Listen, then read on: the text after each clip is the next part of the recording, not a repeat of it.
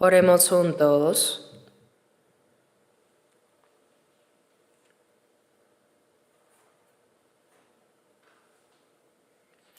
Nuestro Padre Dios, santo y misericordioso que nos amas. Nosotros que estábamos lejos de ti en pecado, merecíamos recibir el juicio y el castigo de Dios. Pero aun cuando no te conocíamos, tú tuviste compasión de nosotros, y por ese gran amor y gracia, el Señor Jesús, con su preciosa sangre derramada, limpió eternamente nuestros pecados, y sin mérito alguno salvó nuestras almas, y nos hizo hijos de Dios, y nos dio la gloriosa esperanza de entrar en el reino eterno de Dios. Te agradecemos por esa inmensa gracia. En este momento, nosotros que hemos recibido el perdón por la preciosa sangre del Señor, nos reunimos ante ti para alabar tu inmensa gracia y amor, para aprender tu palabra, y te agradecemos por permitirnos tener comunión en esta santa congregación con el Señor. Creemos que Dios Padre está entre nosotros en este momento. Te pedimos que mires a cada uno de nosotros y sosténnos con tu mano misericordiosa, y que ninguno de nosotros caiga de tu gracia. Sosténnos con tu mano compasiva, Señor. Este mundo se vuelve cada día más turbulento y lleno de pecado. Es un mundo peligroso donde no sabemos qué puede suceder en un solo día. Si Dios, tú no nos proteges, en cualquier momento podemos caer en el pecado. Y nosotros no tenemos la fuerza para vencer este mundo malvado. Por eso llénanos, Señor, con tu palabra, sabiduría y el poder del Espíritu Santo. Guíanos para que podamos vivir correctamente como hijos de Dios, con dignidad en medio de este mundo peligroso. También a todas nuestras iglesias en todo el país y alrededor del mundo, y a todos los hermanos que están guardando la fe y predicando el Evangelio en medio de las dificultades, acompáñalos, Señor, con tu palabra, tu gracia y el poder del Espíritu Santo, para que en cualquier sufrimiento o adversidad, confiando solo en ti, puedan testificar valientemente el Evangelio y así llevar muchas almas ante ti para que sean salvas y cumplir la obra de Dios. También oramos por este país en el que vivimos. Estamos viviendo en una época muy difícil y confusa.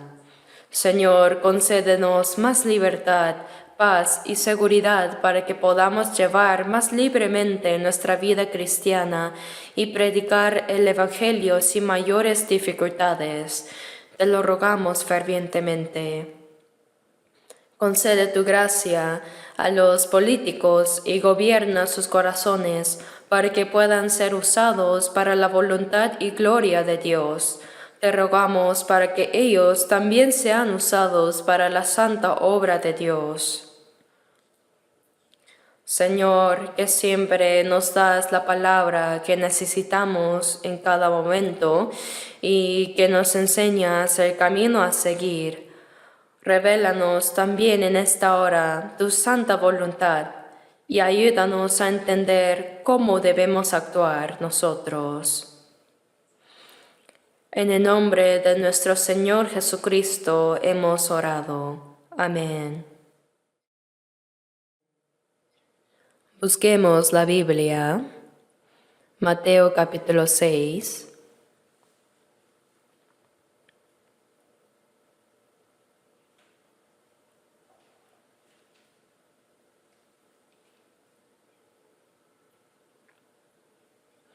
Mateo 6,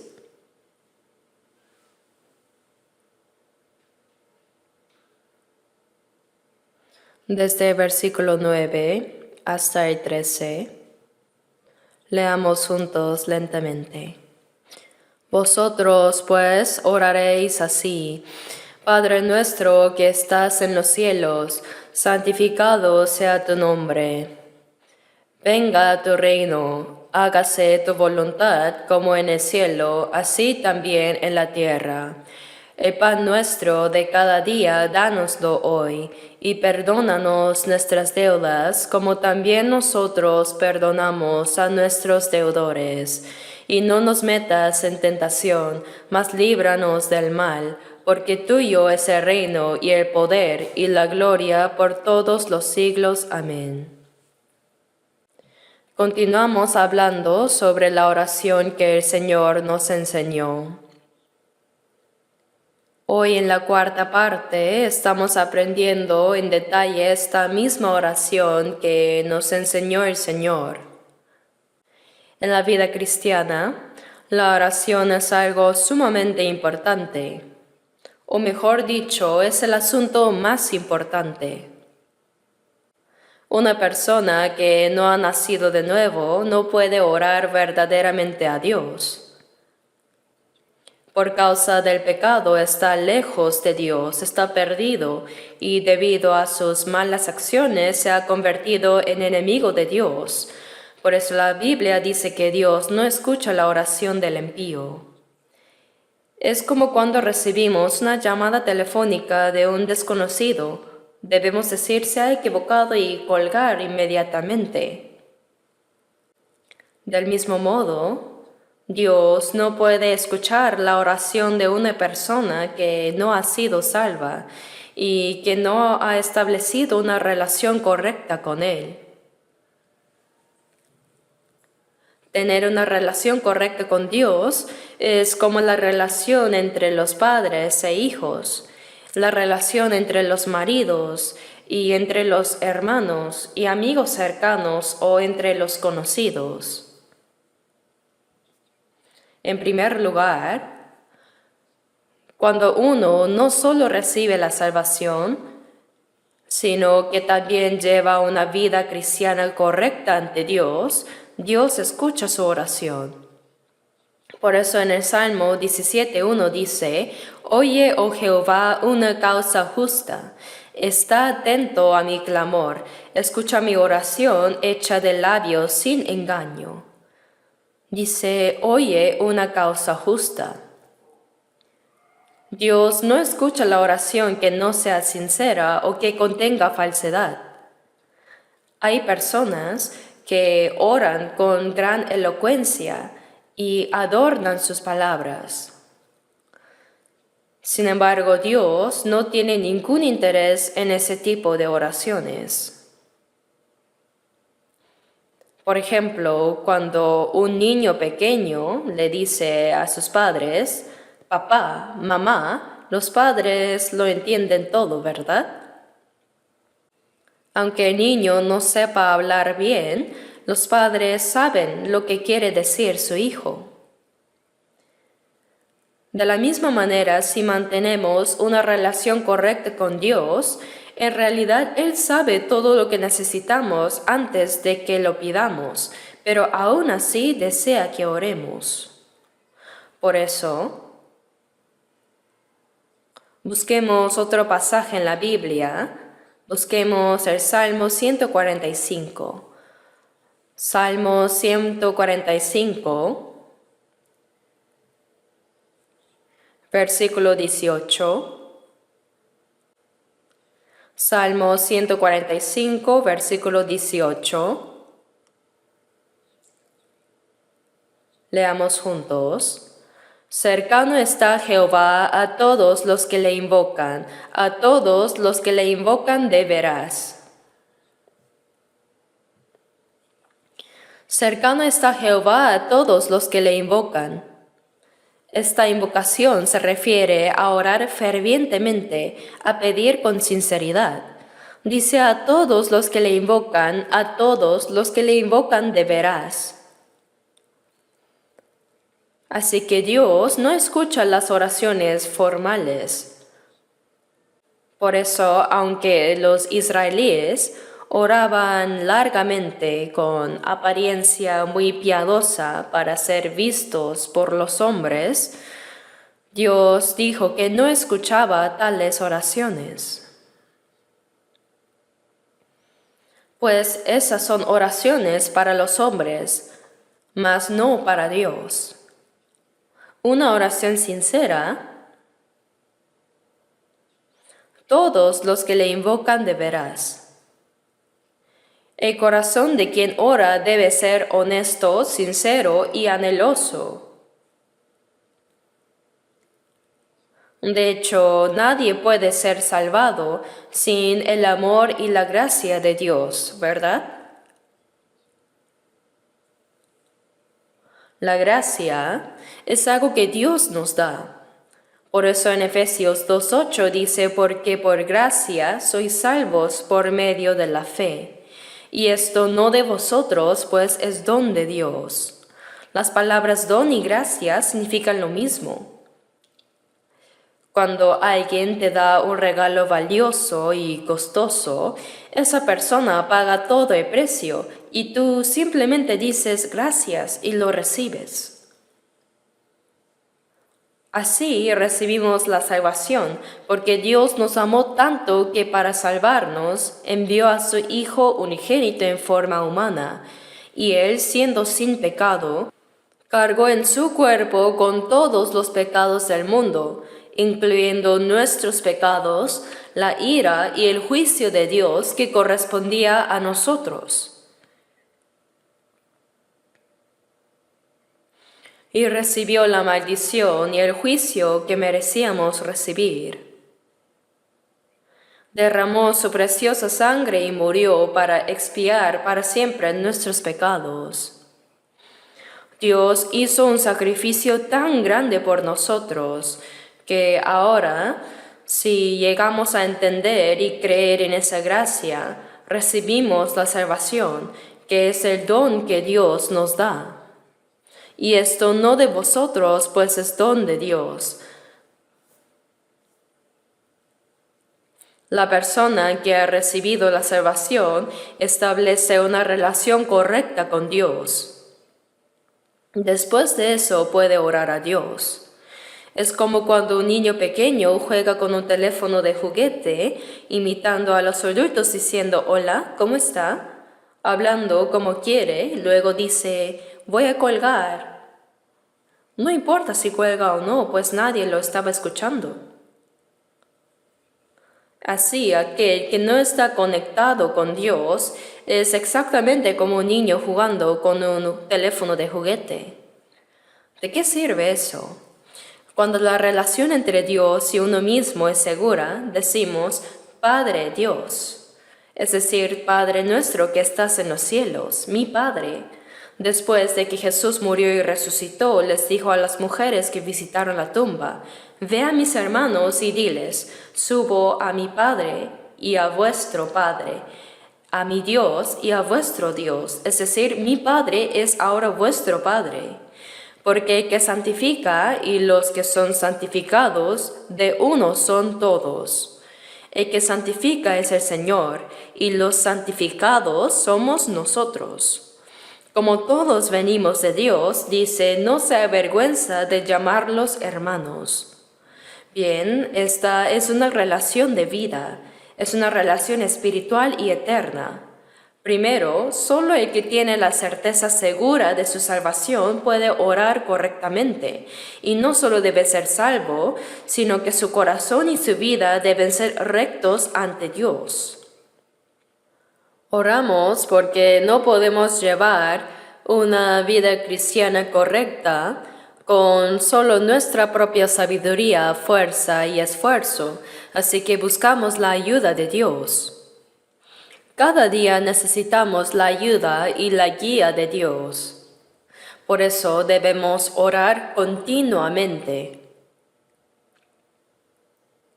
Aquí dice, a todos los que le invocan, a todos los que le invocan de veras.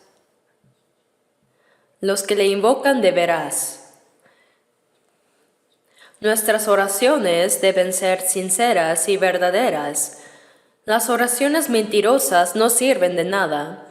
Si durante la oración aparentamos amar a Dios completamente orando con fluidez y después de decir amén vivimos como queremos, esa oración sería una mentira. Dios no se deja engañar.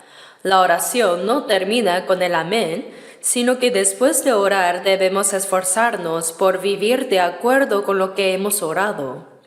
Eso es una oración sincera y verdadera. Cercano está a todos los que le invocan de veras. Estar cercano quiere decir que escucha nuestras oraciones y nos ayuda. Por eso la oración es, primero, tener comunión con Dios. Cuando decimos Dios Padre, Él nos dice, sí, hijo mío. Y entonces le decimos todo lo que queremos decirle. También compartimos los problemas difíciles y pedimos a Dios lo que necesitamos. Entonces Él escucha nuestras oraciones. Hay veces que responde inmediatamente y otras veces que intencionalmente espera y nos responde más tarde. Cuando oramos, Dios nos escucha según su voluntad. Pero en Romanos 8 dice que cuando no sabemos orar como conviene, el Espíritu mismo intercede por nosotros con gemidos indecibles. Él ora por nosotros conforme a la voluntad de Dios. El Espíritu Santo que mora en nosotros conoce la voluntad de Dios. Por eso cuando no sabemos orar correctamente, el Espíritu gime y ora por nosotros.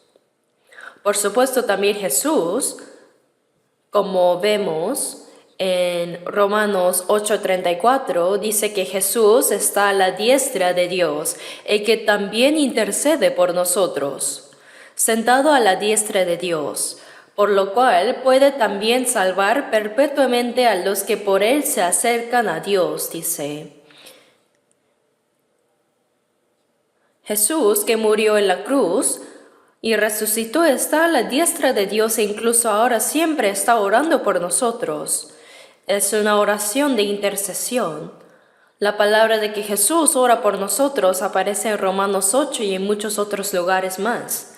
El Espíritu nos ayuda en nuestra debilidad, intercede por nosotros. Pero ¿podemos nosotros no orar? Por eso yo les digo a nuestros evangelistas, nosotros conocemos la Biblia más que cualquier otro.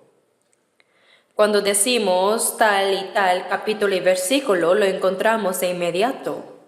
En algunas iglesias, incluso los ancianos no saben si un pasaje está en el Nuevo o Antiguo Testamento y lo buscan torpemente. Una vez, yo para probar a los hermanos reunidos, les pregunté qué decía Ezequías 3:18 y todos estaban desesperados buscándolo. ¿Dónde está Ezequías 3:18? No existe. Pero ni siquiera sabían si existía o no. Sin embargo, en nuestra iglesia, cuando alguien dice tal capítulo y tal versículo, sin mencionar la página, lo encontramos enseguida. Probablemente los que vienen por primera vez se sorprenderán. Podemos hacer esto porque leemos mucho la Biblia y estamos familiarizados con ella. Cuando voy a una farmacia de medicina tradicional, veo que los famosos médicos tienen atrás pequeños cajones con etiquetas en caracteres chinos muy pequeños. No entendemos lo que dicen, pero dentro están todos los medicamentos. Entonces, cuando escriben una receta, sacan todos los medicamentos según la prescripción y preparan la medicina, ¿verdad? Hacen tal medicamento y tal medicina, ¿verdad? Al ver eso, Pienso que nosotros tenemos tanto el Nuevo como el Antiguo Testamento. El médico busca rápidamente los medicamentos, pues él sabe dónde está cada uno y les da al paciente. Asimismo, nosotros podemos encontrar las palabras necesarias así para cada persona. Para los que no son salvos, les damos las palabras de medicamento de vida eterna, pues si lo creen, recibirán la vida eterna, ¿verdad? Y después de ser salvos, cada persona necesita palabras específicas. Por eso cuando aconsejamos individualmente, es muy importante entender de manera rápida la condición de esa persona y compartir las palabras que más necesita. De todos modos, no solo debemos conocer bien la Biblia, sino también orar mucho. Por eso digo, nuestra iglesia conoce bien la Biblia, pero ¿acaso no nos falta en la oración? Las personas no salvas van a las montañas para ayunar y orar toda la noche. Aquellos que no tienen relación con Dios hacen un gran alboroto con sus oraciones. Pero más bien parece que los salvos no oran tan desesperadamente. A Dios le gusta que oremos. Así que no debemos solo aprender mucho la Biblia, sino orar también ante Dios. Si pasas todo el día con tus hijos, pero ellos no te dicen ni una palabra, ¿te gustaría? A los padres les gusta cuando sus hijos le cuentan historias interesantes y les dicen lo que necesitan. De la misma manera, a Dios le encanta cuando oramos, es tener comunión con Dios. Y cuando pedimos a Dios lo que necesitamos para nuestra vida cristiana, ciertamente Él nos escuchará. Por eso, la oración es el método para atraer la mano poderosa de Dios. Atraemos la mano de Dios hacia nosotros para que Él nos ayude. Por eso en Santiago 4, versículo 2 dice, no tenéis lo que deseáis porque no pedís. Dijo que si pedimos, Él nos dará, pero hay muchas cosas que no recibimos porque no oramos. No tenéis lo que deseáis porque no pedís. Pedís y no recibís porque pedís mal para gastar en vuestros deleites. Una de las razones por las que no recibimos aunque pidamos es porque nuestras oraciones no son correctas. Por eso en 1 de Juan 5:14 vemos, si pedimos alguna cosa conforme a su voluntad, Él nos oye. Cuando estudiamos la Biblia podemos conocer cuál es la voluntad de Dios, ¿verdad? Entonces debemos orar según la voluntad de Dios. Eso es una oración correcta, honesta y una petición sincera. Una persona que puede orar correctamente es una persona extraordinaria. A medida que nuestra fe y carácter crecen, obedeciendo y conociendo la palabra de la Biblia, y conforme nuestro corazón se acerca más a Dios, podremos orar correctamente.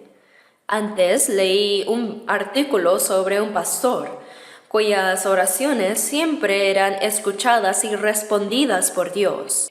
Por eso dice que al enterarse la gente de esto, temía mucho sus oraciones. Incluso las personas que lo odiaban temían que si él oraba contra ellos, pudiera caer algún castigo sobre ellos, pues la gente sabía muy bien que sus oraciones siempre se cumplían. También vemos que Dios escuchaba las oraciones de los profetas del Antiguo Testamento, ¿no? Elías era un hombre como nosotros, pero cuando él oró no llovió durante 3 años y medio, y cuando volvió a orar, llovió sobre esa tierra seca durante 3 años y medio. Por eso en Santiago 5, hablando de la oración de Elías, dice, la oración eficaz del justo puede mucho. Las oraciones del justo de quien vive según la voluntad de Dios son escuchadas por Dios, Por eso dice, puede mucho. Así que debemos esforzarnos por orar correctamente. Primero debemos esforzarnos por orar. Si oramos constantemente, a través de la palabra podemos discernir si nuestras oraciones son correctas o incorrectas. Ante todo debemos esforzarnos por orar. Cuando oramos, nos acercamos más a Dios y nos hacemos íntimos con Él. Y cuando sabemos que Dios escucha nuestras oraciones, nos llenamos de gozo y gratitud. Por eso sería bueno tener un cuaderno de oración. Podemos escribir lo que pedimos fervientemente. También podemos establecer temas de oración para las personas por quienes oramos. Y cuando una oración es respondida, podemos marcarla como respondida, un check, y confirmarlo así. La vida de oración es sumamente importante. Pero la oración que Jesús enseñó, vosotros pues oraréis así. Esto es porque en los tiempos de Jesús, los fariseos e escribas de Israel, los líderes religiosos, hacían oraciones hipócritas. Dios no escucha esas oraciones. Por supuesto, esto se debe a que no tenían una relación correcta con Dios. Por eso los discípulos pidieron a Jesús, Señor, enséñanos a orar. Entonces les dijo, oraréis así. Les enseñó de una manera muy sencilla, pero les habló de todos los contenidos más importantes y esenciales de la oración. Es un contenido modelo de la oración. Por eso pensé que sería bueno aprender esta oración que el Señor enseñó y creía que terminaría en 2 sesiones, pero hoy ya es la 4ª. No sé si habrá 1 o 2 clases más. Yo tampoco lo sabía bien, pero al estudiarla sentí que su contenido es inagotable. Padre nuestro que estás en los cielos. Solo con esa frase, ¿qué significa que está en los cielos?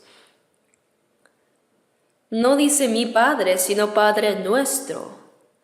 Entonces, ¿quiénes son los que llaman a Dios Padre nuestro? Son la familia de Dios, los hermanos y hermanas. Eso conlleva varias responsabilidades, es la familia de Dios. Hemos estado reflexionando sobre estos temas y hoy vamos a continuar con lo que aprendimos la vez pasada. Venga tu reino. Venga tu reino. Nos enseñó que debemos orar así. Este reino se refiere a que debemos orar para que se cumpla el santo y grandioso reino donde gobierna Dios. Que venga el reino de Dios.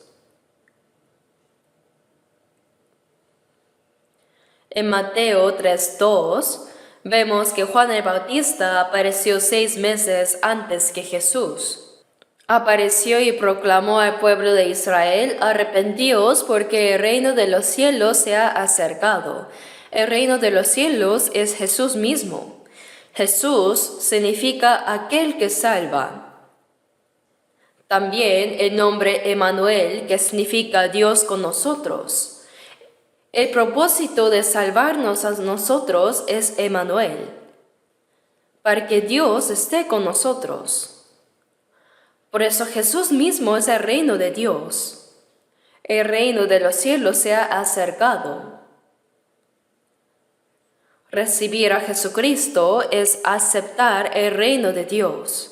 Por eso el reino de los cielos se ha acercado, significa arrepentirse, confesar nuestros pecados, volvernos y recibir a Jesucristo. Recibir esto es recibir el reino de Dios en su corazón. Y en Mateo 4:17 Jesús dijo las mismas palabras. Cuando él comenzó a predicar el Evangelio, dijo, arrepentíos porque el reino de los cielos se ha acercado. Dijo exactamente las mismas palabras. Él mismo es el reino de los cielos.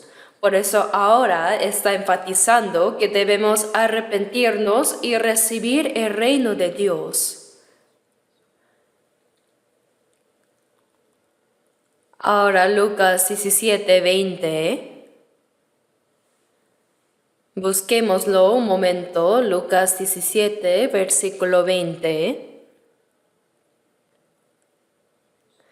Preguntado por los fariseos cuándo había de venir el reino de Dios, les respondió y dijo: el reino de Dios no vendrá con advertencia, ni dirán helo aquí o helo ahí, porque he aquí el reino de Dios está entre vosotros.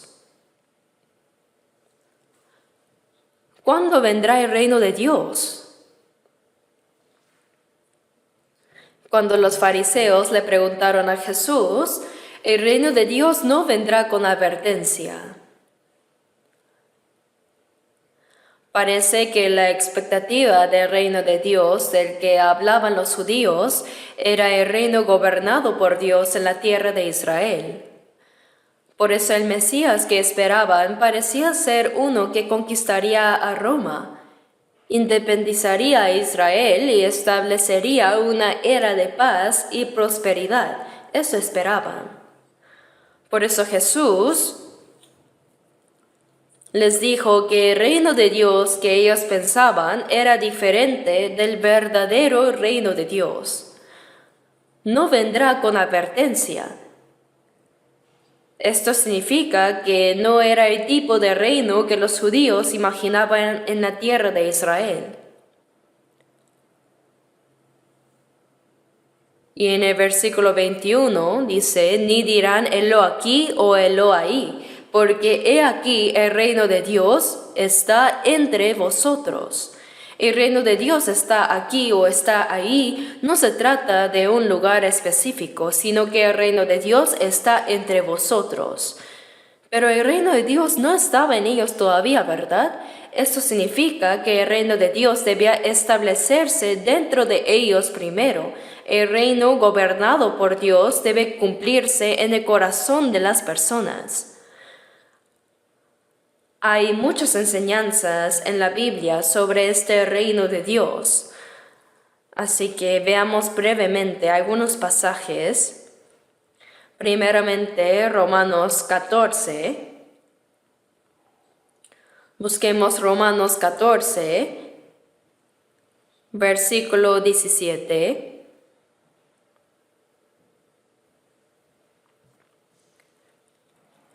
Romanos 14, versículo 17, leámoslo juntos. Romanos 14, 17. Porque el reino de Dios no es comida ni bebida, sino justicia, paz y gozo en el Espíritu Santo. El reino de Dios no es comida ni bebida. La gente piensa que comer, beber y disfrutar es una especie de cielo. En Eclesiastés 2, Salomón dijo: no hay cosa mejor para el hombre sino que coma y beba y que su alma se alegre en su trabajo. También he visto que esto es de la mano de Dios. Porque ¿quién comerá y quién se cuidará mejor que yo? No hay nadie mejor que Salomón en cuanto a comer, beber y disfrutar de los placeres carnales. Salomón vivía en una era de paz y prosperidad. Su casa estaba adornada con oro y plata, y todos sus utensilios eran de oro, y probablemente comía y bebía todo lo mejor. Tenía numerosas esposas y concubinas, comandaba un poderoso ejército, comía y bebía. Dice: ¿quién comerá y quién se cuidará mejor que yo? En términos modernos podría decir: si hay alguien mejor que yo, que se presente. No ha habido nadie igual que él en el mundo. Pero Salomón dijo: hay algo mejor que esto, y esto es la alegría del Espíritu. Y esto viene de la mano de Dios, es el don de Dios.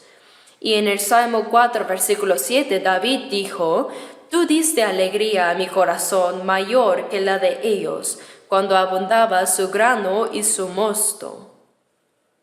El grano es para comer y el vino para alegrar. La alegría del corazón que el Señor da es mucho mayor que comer y alegrarse.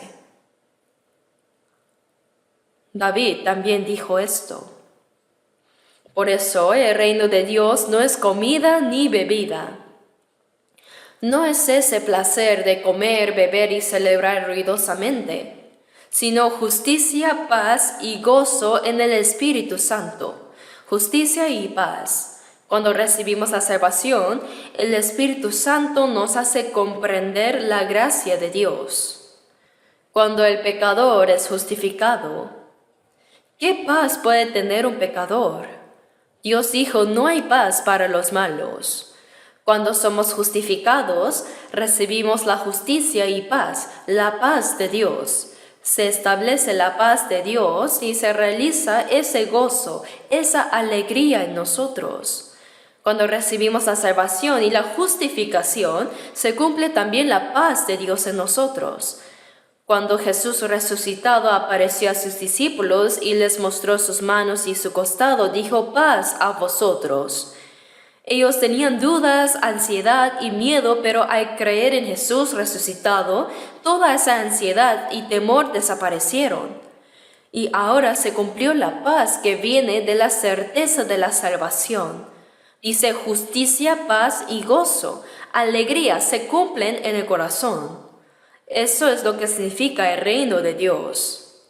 Por eso, antes de entrar en el reino celestial, primero debe establecerse el reino de Dios en el corazón para poder entrar luego en el reino eterno de Dios. Por eso el reino de Dios está entre vosotros. Cuando recibimos la salvación y la justificación, se establecen la paz y el gozo de Dios en nosotros. Antes de verte, oh Señor, lejos de mí me pareció el reino celestial allá, mas ahora se cumplió en mí. Ese reino de Dios no está lejos, sino que se realiza en mi corazón. Cada día está más cerca. Dentro de mí se forma un pequeño reino celestial, y para quien tiene este pequeño cielo, el gran reino celestial eterno se acerca más día a día. Durante la época de la ocupación japonesa, había un pastor en Pyongyang, el pastor Pong Sok Choi, y su apodo era Poder. El pastor Choi estaba en un callejón cuando un policía japonés venía montado a caballo, así. Se escondió silenciosamente y en el callejón gritó, «Jesús, reino celestial». El caballo se asustó, dio un salto y el policía se cayó. Entonces dijo, ¿por qué este viejo asusta a la gente? Entonces el padre Choi respondió, ¿por qué los carros pueden tocar la bocina y yo ni puedo hablar? Si no tocan la bocina, la gente puede lastimarse. A lo que respondió, si yo no digo Jesús, reino celestial, la gente irá al infierno. Soy como un policía de tránsito entre el cielo y el infierno. La policía preguntó, oye viejo, ¿dónde está ese cielo? Por supuesto que existe. Tengo un sucursal del cielo en mi corazón, así que debe existir la sede central. No es una historia inventada, sino es real. Así es, cuando hay un reino celestial en el corazón, el reino celestial eterno también se acerca. Por eso primero debe realizarse el reino celestial en el corazón. Cuando comprendemos la gracia de Dios y el alma se salva por la fe, el reino de Dios se establece en el corazón de esa persona. Por eso en San Juan 3:3, Jesús le dijo a Nicodemo, el que no naciere de nuevo no puede ver el reino de Dios. Nicodemo era llamado maestro de Israel. Era un líder de alto rango.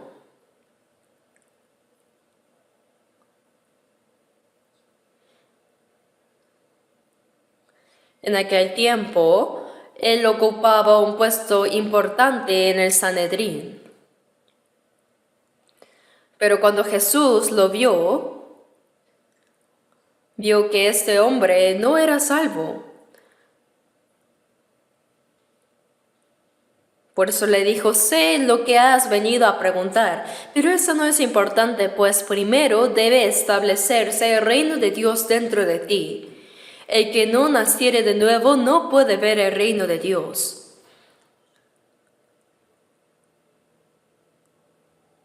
Si no puede verlo, ¿cómo va a entrar? Para ir al cielo, primero hay que nacer de nuevo. Lo que es nacido de la carne, carne es.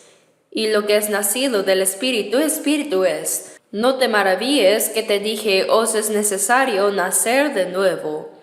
Nicodemo preguntó, ¿cómo puede un hombre nacer siendo viejo? ¿Acaso puede entrar por segunda vez en el vientre de su madre y nacer? Porque no entendía qué significaba nacer de nuevo. Renacer implica 2 veces, ¿cierto? Ya nací una vez, pero ¿acaso tengo que entrar de nuevo en el vientre de mi madre y salir? Lo que es nacido de la carne, carne es. Aunque el cuerpo físico entre y salga de nuevo del vientre, sigue siendo carne. Que lo nacido de la carne es carne significa que aunque seas del pueblo elegido por Dios y maestro de Israel y líder, eso también es de la carne. Por mucho que lo intentes, así no podrás ir al cielo. Lo que es nacido de la carne, carne es, y lo que es nacido del Espíritu, Espíritu es. El que no naciere de agua y del Espíritu no puede entrar en el reino de Dios. Si no naces de nuevo, no puedes ver el reino de Dios ni entrar en él. Por tanto, para entrar en el reino de Dios, primero debe cumplirse ese reino en tu corazón. Por eso dice, el reino de Dios está entre vosotros, pero esto debe realizarse dentro de ellos. Pero aún el reino de Dios no se había cumplido en ellos, ¿verdad? Dice, está entre vosotros, pero no lo estaba. Entonces, qué frustrante es. Por eso, Mateo 6:33 dice, mas buscad primeramente el reino de Dios y su justicia, y todas estas cosas os serán añadidas. Estas palabras están dirigidas a los salvos. La persona salva ya tiene el reino de Dios establecido en su corazón. Venga tu reino. Como la persona salva ya tiene el reino dentro de sí, cuando Jesús dijo, buscad primeramente el reino de Dios y su justicia, significa que debemos predicar el Evangelio para preparar a las personas para que entren en el reino de Dios. Cuando uno recibe la salvación, el reino de Dios se establece dentro de esa persona. Cuando el reino de Dios se establece dentro de cada persona, el territorio de su reino se va expandiendo, ¿verdad? Por eso buscad primeramente el reino de Dios y su justicia. Entonces, ¿cuál es lo primero que debe hacer una persona salva? El reino de Dios ya se cumplió en él. Una vez que una persona se salva, lo más importante y lo primero que debe hacer es hacer que otros también sean salvos, ¿verdad? ¿Qué es lo más importante para una persona que está muriendo? Hay que salvarla primero. Predicar este evangelio a quienes van al infierno para que sean salvos es lo primero que debemos hacer. Ya sea nuestra familia, parientes, amigos, vecinos o cualquiera. Por eso, buscar el reino de Dios significa procurar la salvación del alma de las personas. Porque cuando se salvan, el reino de Dios se establece dentro de ellos. Venga tu reino, dice. Debemos orar para que venga el reino de Dios. Debemos trabajar y sacrificarnos para que se cumpla el reino de Dios. Por eso, cuando dice que busquemos el reino de Dios y su justicia, cuando se realiza el reino de Dios, en 2 de Pedro 3:13 dice cielos nuevos y tierra nueva, en los cuales mora la justicia. En el reino de Dios se cumple la justicia. Que se cumpla la voluntad de Dios es que se establezca la justicia. Por eso buscamos el reino de Dios y luego, externamente, cuando surgen personas que se salvan, el reino de Dios se expande y dentro de los salvos se establece la justicia de Dios. Amarse unos a otros, obedecer la voluntad de Dios, toda la vida que obedece a la palabra de Dios es cumplir la justicia de Dios. Por eso dice, mas buscar primeramente el reino de Dios y su justicia. Si solo hacemos eso, todas estas cosas, es decir, todo lo que necesitamos para el cuerpo, os serán añadidas. Quizás deba hablar de esto en la próxima ocasión. Así que, ¿qué es el reino de Dios? Es el reino de Dios establecido en el corazón de la persona salva. Los salvos son el reino de Dios. Por eso en Apocalipsis 1:5 vemos que dice, y nos lavó de nuestros pecados con su sangre. Lavó nuestros pecados con su sangre. Y dice, nos hizo reyes y sacerdotes para Dios su Padre. Cuando uno recibe la salvación, esa persona es el reino de Dios. También en 1 Pedro 2:9 dice, vosotros sois linaje escogido, real sacerdocio, nación santa, pueblo adquirido por Dios. La persona salva es la nación santa de Dios. Es el pueblo que pertenece a Dios. Los tres elementos esenciales de una nación son primero la soberanía, el territorio y los ciudadanos.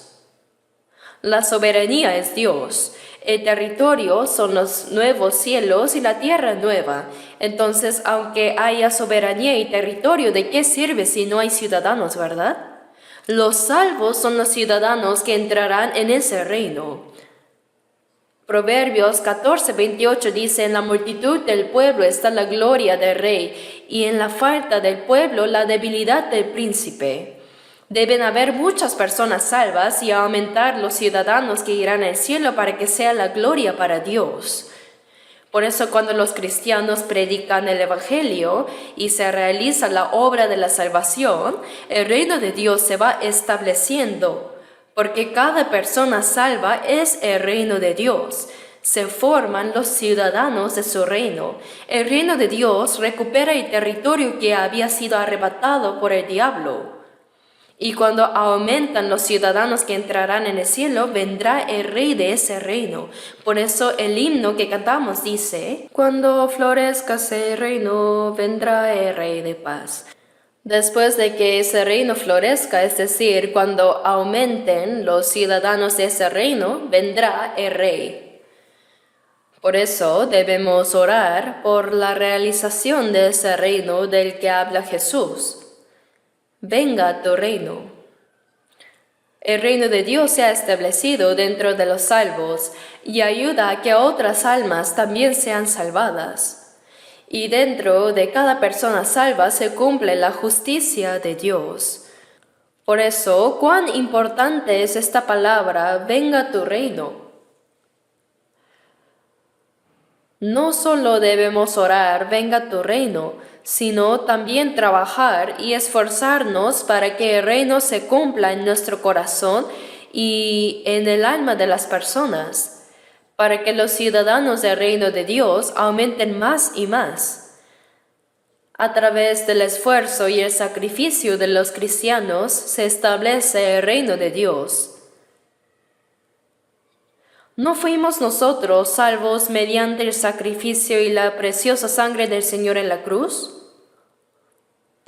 Ahora, a través del sacrificio de los salvos, otras almas deben ser salvadas también. El reino de Dios se expande continuamente mediante el sacrificio y el esfuerzo de los santos salvos. Tenemos 230 iglesias en todo el país y 1093 iglesias en 82 países del mundo. Cada vez aumentan los números. El reino de Dios se está expandiendo constantemente ahora. Por supuesto, debe haber muchas personas salvas que no conocemos. Parece que el rey de ese reino aún no viene porque todavía faltan ciudadanos que entren en ese reino. Por eso, la persona salva es el reino de Dios. Venga tu reino significa, haz que sigan surgiendo personas salvas, que ocurra la obra de salvación. Por eso oramos, y no solo oramos, sino que nos esforzamos por esa obra. Padre nuestro que estás en los cielos, santificado sea tu nombre.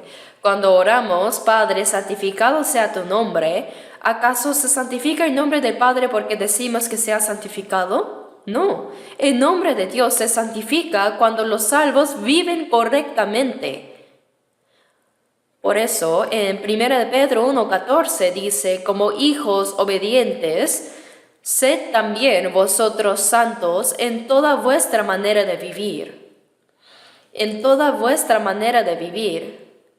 Nuestras palabras, acciones, conducta deben ser santas. Debemos vivir como salvos. Solo así el Padre Dios será santificado. Sabemos que cuando un hijo actúa mal, el nombre del Padre se deshonra. ¿De quién es hijo ese? Por ejemplo, aunque haya sido un hombre famoso antes, quizá un político, si su hijo hace mal y va a la cárcel o se convierte en mendigo, la gente diría, «Oh, ese es el hijo de fulano de tal». Viendo al hijo, parece que el padre también ha fracasado. Así, cuando el hijo hace mal, el padre también es criticado. Por eso en Éxodo 27, en los 10 mandamientos dice, no dará por inocente Jehová al que tomare su nombre en vano. ¿Qué significa tomar el nombre de Jehová en vano? Cuando el hijo actúa mal, el nombre del Padre es deshonrado. Por eso no debemos deshonrar el nombre de Dios. No debemos usar el nombre de Dios a la ligera. Los que escribían las copias de la Biblia, es decir, los que tomaban el original y hacían copias manuscritas, cada vez que aparecía el nombre de Jehová, se dice que se bañaban, lavaban de nuevo su pincel, lo preparaban nuevamente y solo entonces escribían el nombre de Jehová. Tenían tanto temor del nombre de Jehová. No debemos pronunciar el nombre de Dios a la ligera. Por eso la gente dice, ¿cuál es el nombre de tu difunto padre? ¿Cuál es su nombre? En Corea respondemos muy formalmente que él usa el carácter tal, tal y tal. No se dice simplemente Kim o Lee, se habla con mucho respeto. Pero no basta con solo hablar así. A través de nuestra vida debemos hacer que se establezca la autoridad del nombre del Padre. Cuando la persona salva actúa mal, dice el nombre de Dios es blasfemado entre los gentiles por causa de vosotros. Y en 1 Corintios 6:9 dice, ¿no sabéis que los injustos no heredarán el reino de Dios? Los injustos. Los injustos, aquellos que cometen pecado y que actúan con maldad, los que practican la injusticia. ¿No sabéis que no heredarán el reino de Dios? Significa que no podrán entrar. No hay nada impuro allá, solo están los santos. Allá no habrá bestias malignas ni falsedad. Aunque vivimos en este mundo malvado, debemos estar separados de él. El arca debe flotar sobre el agua. Si el agua entra en el arca, se hunde. ¿Saben? Aunque el mar es salado, el interior de los peces que viven en el mar no es salado. No es salado. Si el interior de los peces fuera salado, morirían, ¿verdad? Aunque vivimos en este mundo, el mundo no debe entrar en nosotros. Dice, no sois del mundo, antes yo os elegí del mundo. Debemos estar separados. Sed santos porque yo soy santo. Santo significa separado, separado de lo impuro. Aunque vivimos en este mundo malvado y pecaminoso, somos hijos de Dios, personas diferenciadas. Aunque tenemos que vivir en esta tierra con personas que irán al infierno, somos ciudadanos que iremos al cielo. Por eso en Apocalipsis 22:11 dice, el que es inmundo sea inmundo todavía, y el que es justo practique la justicia todavía, y el que es santo santifíquese todavía porque el tiempo está cerca. Los que irán al cielo deben prepararse como corresponde, y los que irán al infierno se llenarán cada vez más de pecado. ¿Está bien que los ciudadanos del cielo vivan de manera similar a los que irán al infierno? No está bien. Debemos estar claramente separados. Aunque vivo en la tierra, soy hijo de Dios, soy ciudadano del cielo.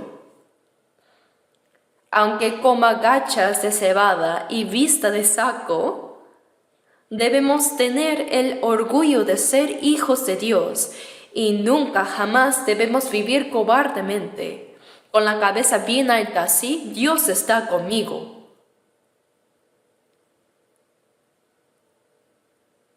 Así Dios se complacerá y Él se hará cargo de todo lo demás. Veamos ahora por un momento Colosenses 4:11. Colosenses capítulo 4. Vamos a ver Colosenses 4, versículo 11.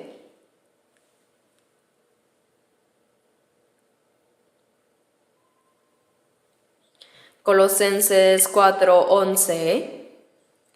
Y Jesús, llamado justo, que son los únicos de la circuncisión que me ayudan en el reino de Dios, y han sido para mí un consuelo.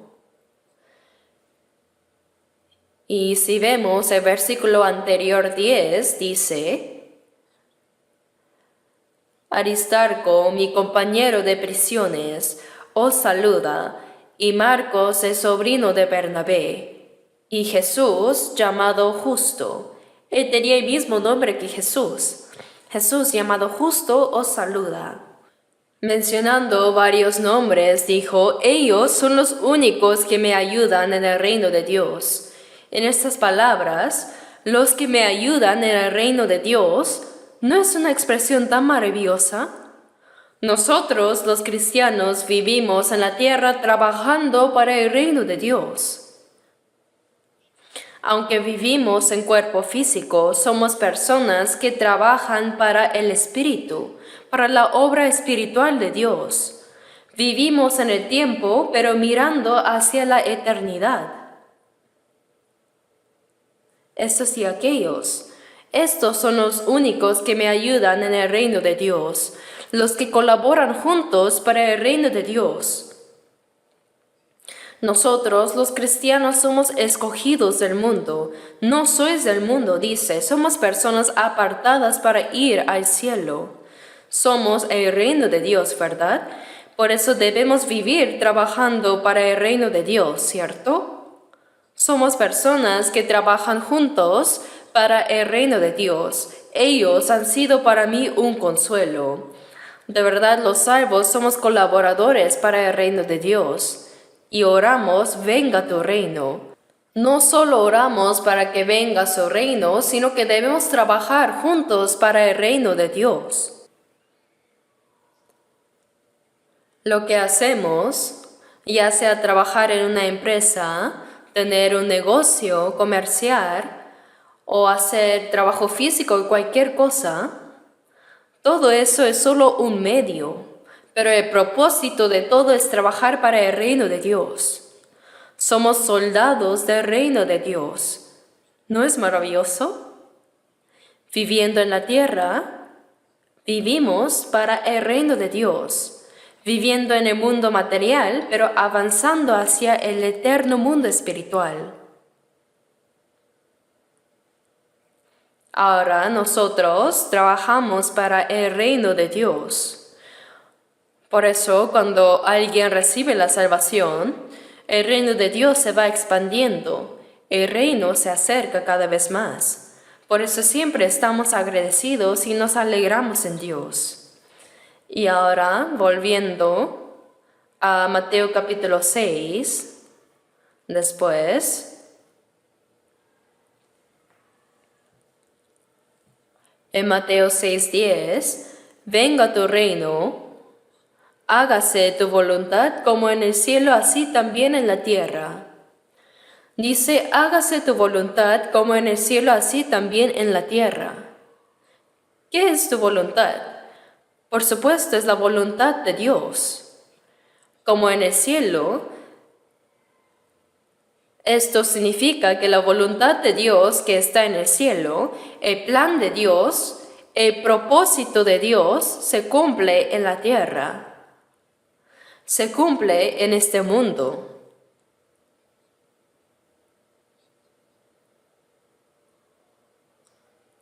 Antes de construir una casa, hay que completar el plano, ¿verdad? Así como el constructor construye la casa según el plano, la voluntad de Dios, es decir, el plan de Dios, se ha cumplido ya en el cielo. Todo está decidido. Por eso, así también en la tierra, se va cumpliendo en el mundo. ¿A través de quién? A través de los salvos. La voluntad de Dios ya determinada se va cumpliendo a través de los salvos. Por eso oramos para que se cumpla la voluntad de Dios.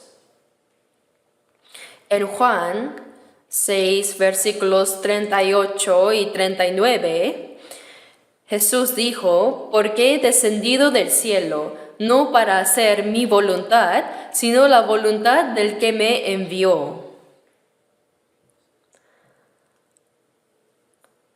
La voluntad del Padre que me envió. Jesús vino a hacer la voluntad del Padre. Y mientras vivió en este mundo, Él cumplió la voluntad de Dios. En Juan 4, versículos 3 y 4, vemos que Jesús, al trasladarse de Judea hacia Galilea, pasaba por Samaria. Pasaba por Samaria y ahí era un desierto. Sin agua, era caluroso y estaba cansado todo el día, hambriento y sediento. Así que los discípulos fueron a comprar comida al pueblo. Mientras tanto, Jesús compartió la palabra con una pecadora samaritana que había venido a sacar agua. Le dijo, dame de beber. Y esta mujer samaritana al instante vio que era judío. Los samaritanos y los judíos no se trataban entre sí. Los judíos consideraban a los samaritanos como traidores y los trataban como perros. Entonces los samaritanos veían a los judíos como enemigos y no se trataban entre sí. Entonces esta mujer samaritana, sin una pizca de compasión, esta mujer pecadora dijo no.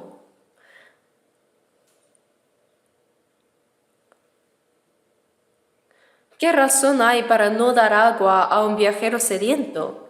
Pero dijo, oiga usted, siendo judío me pide agua a mí, una mujer samaritana, no te la doy, ¿para qué ya?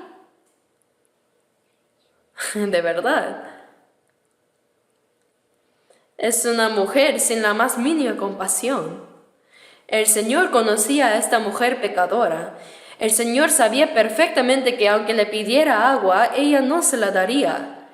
Pero no le pidió agua para beber un vaso, sino para darle agua viva a la mujer, a esa pobre mujer pecadora. Así que Jesús le dijo,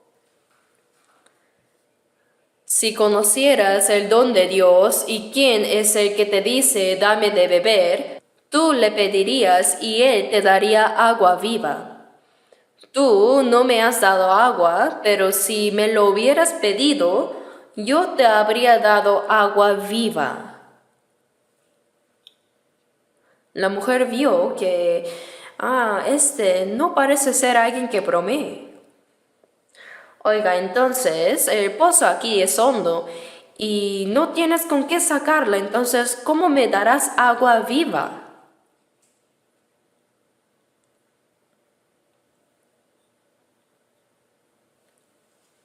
Jesús le dijo, cualquiera que bebiere de esta agua volverá a tener sed. Esta mujer, viviendo en el pueblo de Samaria, estuvo con este hombre, aquel hombre, el señor Park, el señor Kim, el señor Lee, Kong, en fin. Y ahora estaba viviendo con el sexto hombre. Esta mujer pecadora. Las otras mujeres van a sacar agua por la mañana o por la tarde cuando ya es más fresco. Pero ¿quién va a sacar agua al mediodía cuando hace tanto calor? Pero ella venía sola a sacar agua cuando no había nadie. ¿Por qué? Porque todos la criticaban. Porque 5 maridos has tenido y el que ahora tienes no es tu marido. Esta mujer todavía no había encontrado un hombre que la haga feliz. Pero así como bebes de esta agua y vuelves a tener sed, tú nunca encontrarás la satisfacción haga lo que hagas en tu vida, mas el que bebiere del agua que yo le daré no tendrá sed jamás, sino que será en él una fuente de agua que salte para vida eterna. No es como esta agua, sino la salvación. Cuando recibes la salvación, hay verdadera satisfacción y paz que brota como una fuente de agua para vida eterna. Por eso en Juan 14:27 dice, la paz os dejo, mi paz os doy, yo no os la doy como el mundo la da. Cuando le dijo que nunca más tendría sed y que sería una fuente que brotaría eternamente en su interior, la mujer le preguntó, ¿existe tal agua? Señor, dame esa agua, para que no tenga yo sed ni venga aquí a sacarla. Esta mujer seguía pensando que era ese tipo de agua. De todas formas, hablando más con Jesús, ella descubrió que Él era el Mesías, porque los samaritanos también esperaban al Mesías. Dijo que sé que ha de venir el Mesías llamado el Cristo y cuando Él venga nos declarará todas las cosas. Y Jesús dijo, yo soy el que habla contigo. Al decir esto, el Señor seguramente abrió el corazón de esta mujer samaritana para ayudarla a entender quién era Él. La mujer sorprendida se olvidó de darle agua a Jesús y dejó su cántaro tirado ahí y corrió como loca a la ciudad de Samaria y dijo, todo cuanto he hecho. Ahora ya no le avergonzaba nada, sino que clamó, venid, ved a un hombre que me ha dicho todo cuanto he hecho. ¿No será este el Cristo? Los samaritanos pensaron, algo inusual está sucediendo. ¿Qué será? Vamos a ir a ver. Y seguramente la siguieron. Bueno, y mientras tanto, los discípulos regresaron con comida. Y le dijeron a Jesús, Rabí, come. Pero él respondió, yo tengo una comida que comer que vosotros no sabéis. ¿Oh? ¿Alguien quizá le trajo algo de comer? No, nadie le trajo nada. Hasta la mujer samaritana se fue olvidando incluso de darle agua. Entonces Jesús dijo, mi comida es que haga la voluntad del que me envió y que acabe su obra. Jesús olvidó su sed, su cansancio y su hambre, porque tenía algo más urgente que anhelaba.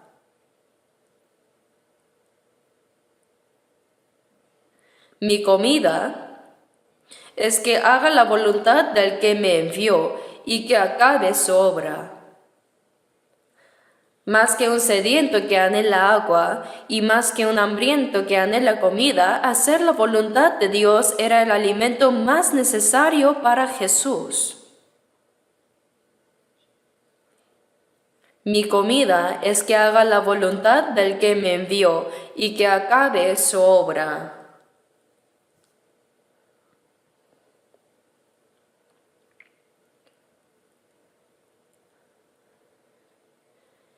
Y cuando Jesús estaba orando en el huerto de Getsemaní antes de morir en la cruz, en Mateo 26:39 dijo: si es posible, pase de mí esta copa. Esta copa representa la vergüenza y el dolor de la cruz, la máxima vergüenza y dolor que un ser humano puede sufrir. El cuerpo físico de Jesús era exactamente igual al nuestro. Se cansaba, sentía hambre, sentía dolor al ser golpeado. Jesús también derramaba lágrimas, tenía un cuerpo igual al nuestro. Pero la cruz, para el inocente Jesús, significaba recibir una sentencia de muerte, ser azotado con terribles látigos, cargar con el madero de la cruz hasta el lugar de su ejecución y ser clavado hasta morir. La máxima vergüenza y dolor que un ser humano puede sufrir, eso es lo que estaba frente a Jesús. Su cuerpo no lo quería. Padre mío, si es posible, pase de mí esta copa. Este dolor de la cruz, si es posible, haz que sea así, pero no como yo quiero, sino como tú. No sea según mi voluntad, sino según tu voluntad, Padre. La voluntad del Padre era que su Hijo unigénito, sin pecado, cargara con los pecados de todo el mundo y muriera en nuestro lugar y derramara su sangre para perdonar nuestros pecados y salvarnos. Hágase tu voluntad, Padre.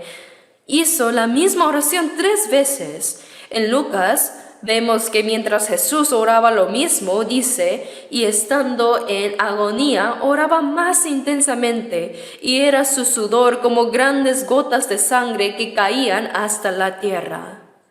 Cuando una persona se esfuerza demasiado, dicen que realmente la sangre se mezcla con el sudor.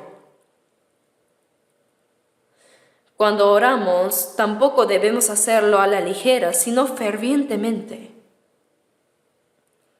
¿Y cuál es la conclusión final? No sea como yo quiero, sino como tú. Si morir en la cruz es la voluntad de Dios, Jesús lo sabía. Juan 10:18 dice: nadie me quita la vida, sino que yo de mí mismo la pongo.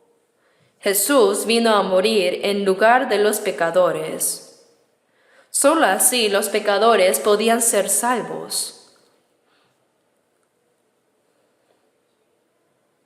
Por eso Hebreos 10:10 dice: en esa voluntad somos santificados, mediante la ofrenda del cuerpo de Jesucristo, hecha una vez para siempre.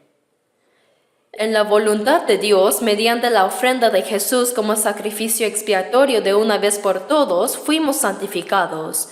Esa era la voluntad de Dios. Jesús cumplió completamente esa voluntad en la cruz. Y ahora nosotros, los salvos también, debemos entregar nuestra obediencia, nuestro esfuerzo y nuestro sacrificio para cumplir la santa voluntad de Dios.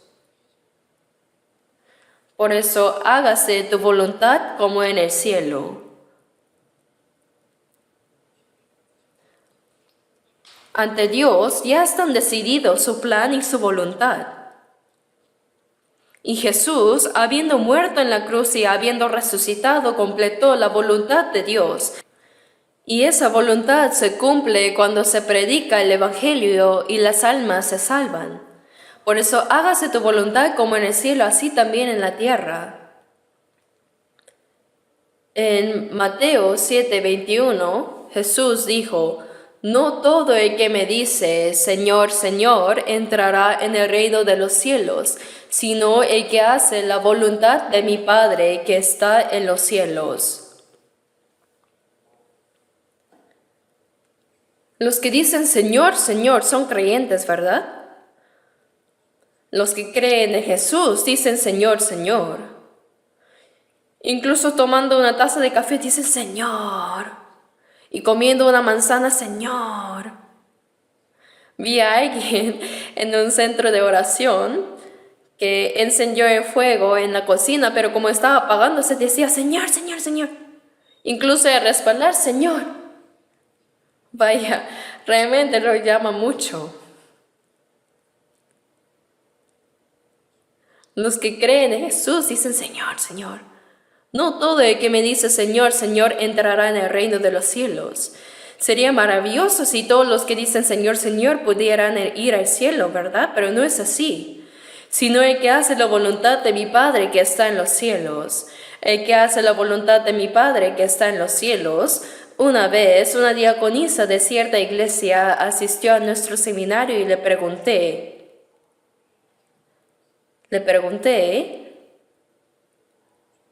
Mateo 7:21 dice, no todo el que me dice Señor, Señor entrará en el reino de los cielos, sino el que hace la voluntad de mi Padre que está en los cielos.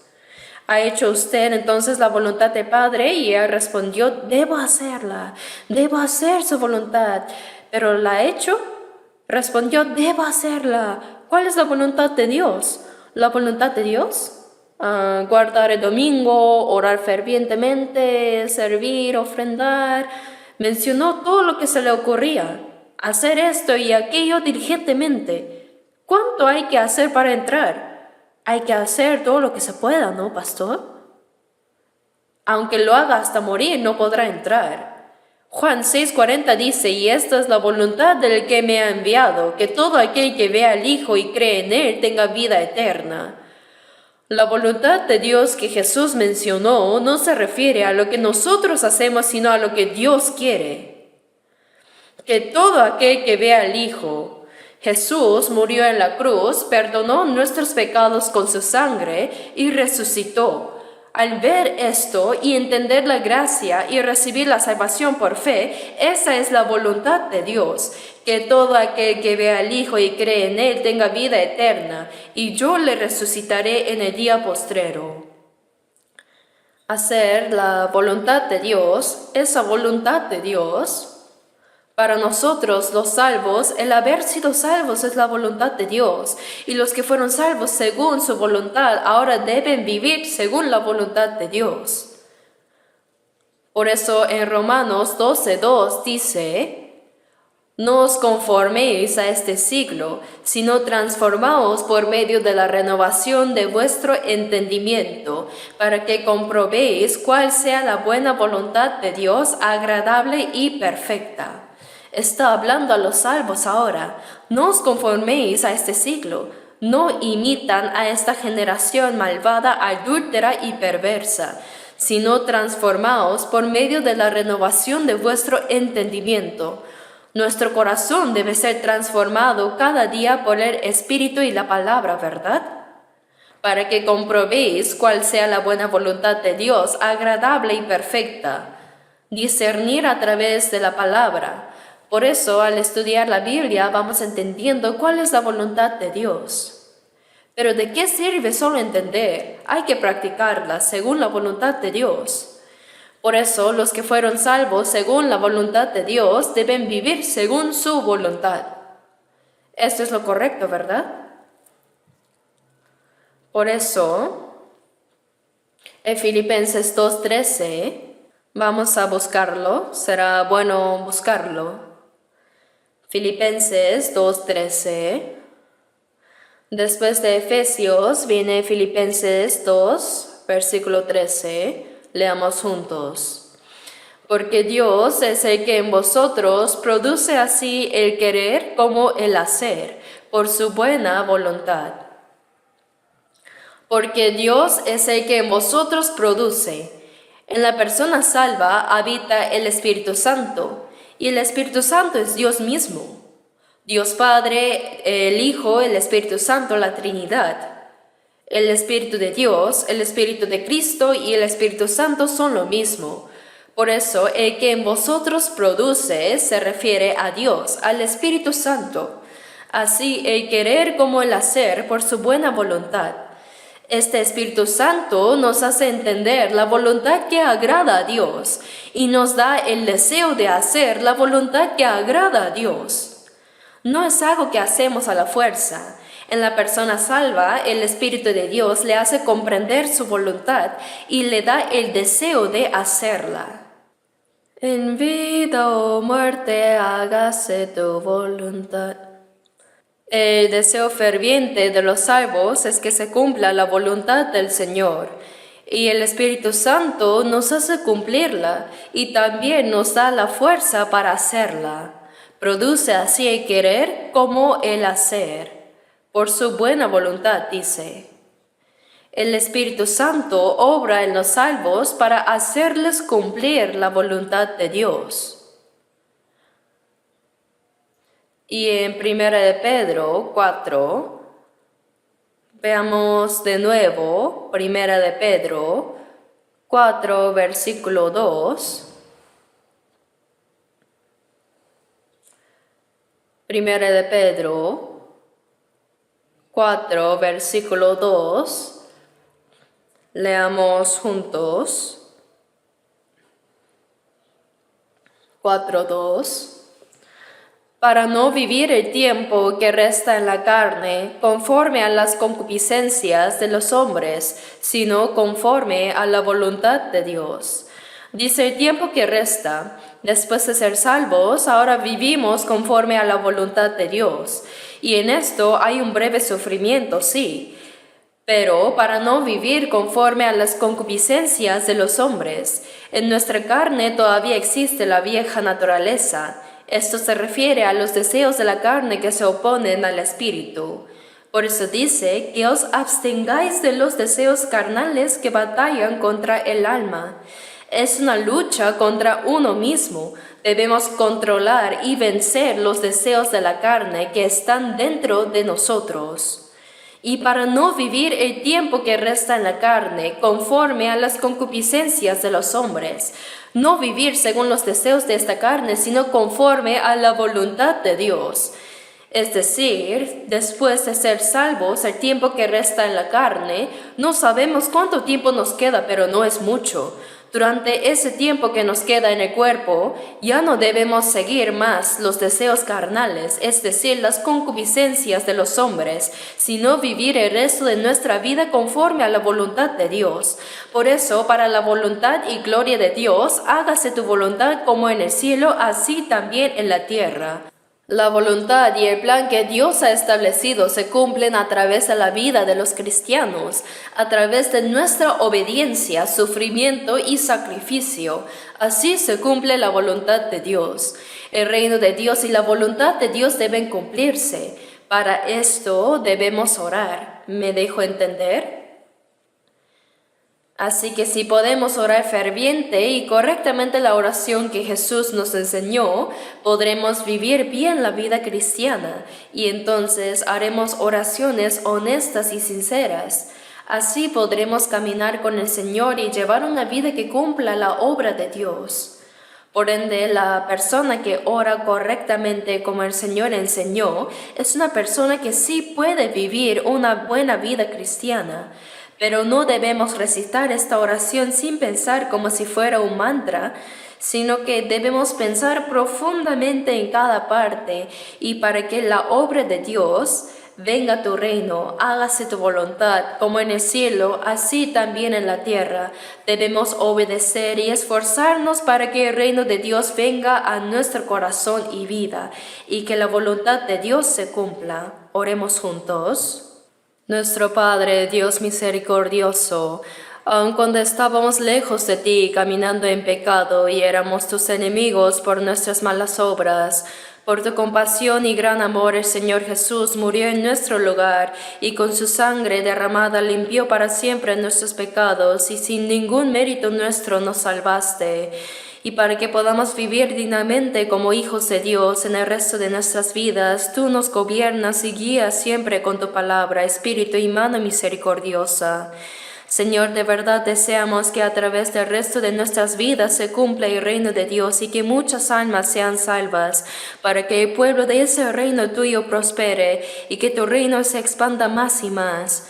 Anhelamos que a través de toda nuestra vida al cumplirse tu santa voluntad seamos motivo de alegría y gloria para ti, Dios. Por favor, gobierna y guíanos para que todos podamos vivir dignamente como hijos de Dios. En el nombre de nuestro Señor Jesucristo hemos orado. Amén.